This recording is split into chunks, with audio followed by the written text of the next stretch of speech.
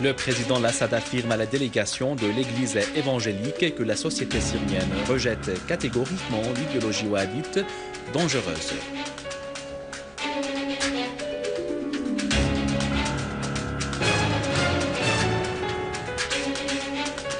Arrivée d'une cargaison d'assistance humanitaire russe à l'aéroport international de Damas.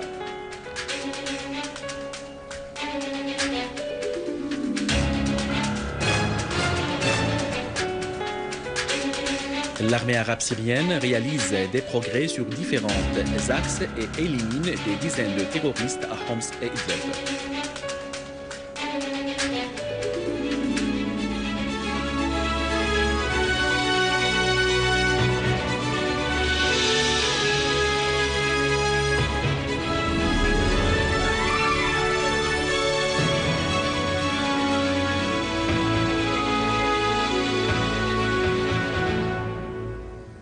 Mesdames et messieurs, bon après-midi et bienvenue à notre journal. Le bureau d'information à la présidence de la République a affirmé que toutes les citations transférées à la langue du président Assad et transmises par l'agence russe Interfax sont inexactes, soulignant que le président Assad n'a pas eu d'entretien avec l'agence. Le président Bachar al-Assad a affirmé que la société syrienne, qui se distingue depuis des siècles par l'affection et la fraternité entre toutes les communautés, n'a accepté et n'acceptera jamais l'idéologie takfiriste wahhabite. Recevant hier une délégation de l'église évangélique dirigée par Amjad Beblaoui, chef du département du Moyen-Orient à l'église presbytérienne aux États-Unis, le président Assad a précisé que la pensée wahhabite dangereuse ne menace pas seulement la Syrie, mais aussi les pays de la région dont les différentes composantes jouissent des liens sociaux étroits. Le président Assad a par ailleurs critiqué les États-Unis et l'Occident qui n'ont pas une vraie compréhension de la réalité et de la nature de la région. De leur côté, les membres de la délégation, composés des prêtres des États-Unis, de la Suède, de la Suisse, du Liban et de la Syrie, ont affirmé leur solidarité avec la Syrie, berceau des cultes et des civilisations, rejetant toute ingérence étrangère dans les affaires syriennes et souhaitant le rétablissement de la paix et la sécurité en Syrie. Le président de l'Assemblée du Conseil du peuple, Mohamed Jihad al-Ham, a affirmé que la lutte contre le terrorisme exige une vraie volonté internationale pour dévoiler les pays souteneurs des terroristes avec à leur tête l'Arabie saoudite. Lors d'une rencontre avec une délégation bulgare dirigée par le député Strahel Angelov, chef du groupe parlementaire syro-bulgare, Al-Aham a précisé que le terrorisme qui vise depuis 3 ans la Syrie est financé par l'Arabie saoudite qui œuvre pour propager l'idéologie terroriste wahhabite. De son côté, le député Angelov a souligné l'importance de renforcer les relations parlementaires entre les deux pays pour échanger les vraies informations sur les événements en cours en Syrie.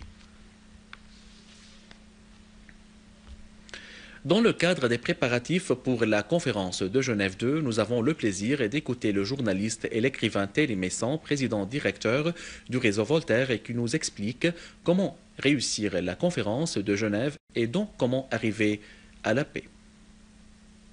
En fait, la conférence de Genève, elle est organisée par les États-Unis et par la Russie pour mettre en place un plan dont ils sont convenus déjà depuis 1 an et demi, mais qu'ils n'ont pas été capables de mettre en œuvre jusqu'à présent. Et pour que ce plan réussisse, il faut qu'un grand nombre de détails soient précisés et que les autres États l'acceptent. Donc, ce qu'on a vu dans la période récente, c'est un forcing des États-Unis pour contraindre les États qui dépendent de son camp de l'accepter. Et vous avez vu que l'association dite des Amis de la Syrie, qui comprenait plus d'une centaine d'États, n'en comprend aujourd'hui plus que 11. Et même parmi ces 11, il y a des États qui sont là juste pour la mémoire. Par exemple, l'Égypte est toujours dans les Amis de la Syrie, mais on sait bien qu'en réalité, son rôle est plutôt de transmettre au gouvernement syrien ce qui se passe à l'intérieur de cette organisation. Et les États-Unis et la Russie ont, au cours des dernières semaines, fait un certain nombre de propositions qui ont été acceptées par le gouvernement syrien, comme si on lui arrachait le cœur, alors qu'en fait, c'est lui qui est demandeur, puisque, par exemple, M. Moallem a dit nous sommes prêts à discuter d'échanges de prisonniers. Précisément, c'est ce qu'on fait à la fin d'une guerre. C'est parce qu'on l'a gagné qu'on demande un échange de prisonniers. De même, on parle d'un cessez-le-feu alentour d'Alep. Vous allez voir c'est quoi un cessez-le-feu. Aujourd'hui, les groupes qui ont attaqué Alep sont en complète débandade. Donc, ce cessez-le-feu a pour but de leur permettre de se retirer. Et d'ailleurs, le gouvernement syrien, qui a toujours refusé qu'on empiète sur sa souveraineté en créant des couloirs humanitaires qui auraient pu servir à faire rentrer des armes massivement dans le pays, en fait, il est prêt à l'accepter, parce qu'il ne s'agit plus de faire rentrer des armes, il s'agit de faire sortir les combattants qui se trouvent là. Évidemment, on ne va pas les arrêter, évidemment, on ne va pas les tuer, il faut leur permettre de quitter le pays. Un avion syrien chargé d'aide humanitaire et de secours présenté par le peuple russe au peuple syrien a atterri aujourd'hui à l'aéroport international de Damas. Le convoi comprend des denrées et du lait d'enfants rassemblés par l'association orthodoxe palestinienne en Russie pour le peuple syrien afin de l'aider à affronter la crise. Notons que le peuple et le gouvernement russe ont présenté dès le début de la crise en Syrie de nombreuses aides humanitaires et de secours, dont 44 tonnes d'assistance qui sont arrivées le mois dernier au bord de 2 avions russes à l'aéroport de Bas el-Assad. Le ministère russe des Affaires étrangères a exprimé sa satisfaction pour l'arrivée de l'aide humanitaire aux personnes déplacées et affectées par les actes des groupes terroristes armés. Dans un communiqué, le ministère russe des Affaires étrangères a déclaré que l'arrivée de l'aide russe est composée à l'accord conclu lors des négociations russo-américaines à Paris le 13 janvier.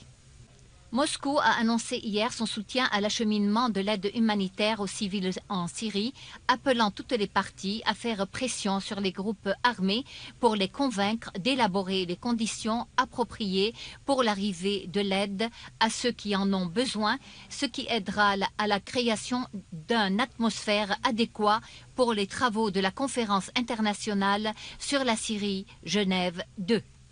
De son côté, le gouvernement syrien a fait preuve de son ouverture à tout effort pour acheminer les aides à la population et a appelé toutes les parties internationales pour apporter leur aide dans le domaine humanitaire.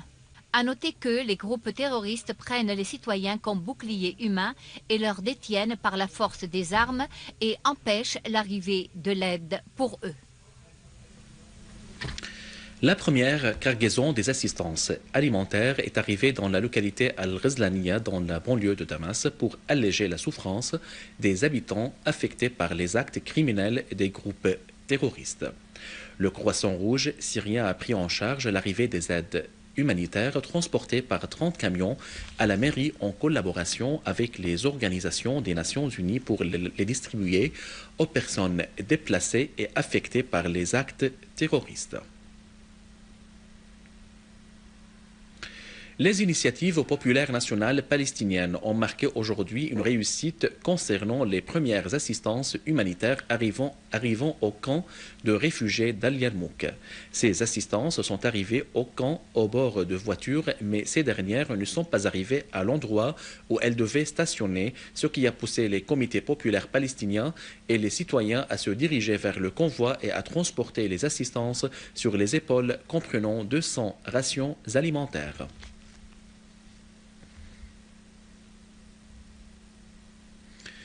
Une délégation de la Douma russe, de l'Assemblée orthodoxe et des représentants d'associations et d'organisations populaires en Russie s'est rendue à l'hôpital militaire de Youssef Al-Azma pour visiter les blessés de l'armée arabe syrienne. La délégation en visite de quelques jours en Syrie aura des rencontres avec des personnalités religieuses et gouvernementales et effectuera des activités humanitaires soutenant les personnes affectées par les actes terroristes. Sous le slogan Non au terrorisme, non à l'ingérence en Syrie, en signe de condamnation du soutien apporté par le régime d'Al-Saoud aux terroristes en Syrie et de son implication dans l'effusion du sang syrien ainsi que dans la destruction du pays, l'Union nationale des étudiants syriens en Italie a observé à Rome, en coopération avec la communauté syrienne, le comité syro-italien et le Front européen, un sit-in devant l'ambassade d'Arabie saoudite à Rome. Les participants ont affirmé que la fermeté du peuple syrien et son soutien à l'armée arabe syrienne a été capable d'éradiquer le terrorisme qui menace la Syrie, la région et le monde tout entier. Des unités de l'armée arabe syrienne ont liquidé grand nombre de terroristes à Homs et dans les banlieues d'Idlib et Damas et déjoué des tentatives d'infiltration des groupes terroristes vers des régions sûres. À Daraa, une unité de l'armée s'est accrochée avec un groupe terroriste armé qui commettait des actes de vol sur la route Ataman-Yadouda et liquidé 5 de ses éléments.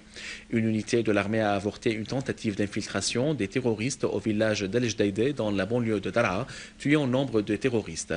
À Daraa, al-Balad, des unités de l'armée ont éliminé nombre de terroristes du soi-disant le Front islamique, précisément à la cité ouvrière d'Adra, et détruit des repères des terroristes, y compris des armes et munitions. Toujours à Daraa al-Balad, une unité de l'armée a abattu nombre de terroristes qui tentaient de s'infiltrer depuis la rue d'Al-Ordon à Al-Manshia. Dans la banlieue de Homs, l'armée a avorté une tentative d'infiltration des terroristes depuis les territoires libanais vers la banlieue sud d'Orsayr. De même, des unités de l'armée ont tué en collaboration avec les gardes frontières des dizaines de terroristes à Ad-Dar al-Kabira et détruit leurs mortiers et lance-roquettes. À la fin de ce journal, je vous rappelle les principaux titres. Le président al-Assad affirme à la délégation de l'Église évangélique que la société syrienne n'a accepté et n'acceptera pas la pensée wahhabite dangereuse.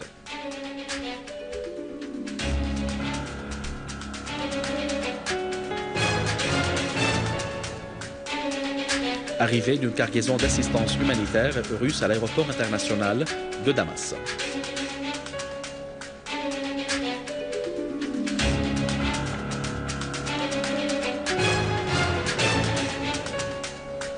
L'armée arabe syrienne réalise des progrès sur différents axes et élimine des dizaines de terroristes à Homs et Idlib. Mesdames et messieurs, c'était notre journal d'aujourd'hui. Merci de l'avoir suivi et au revoir.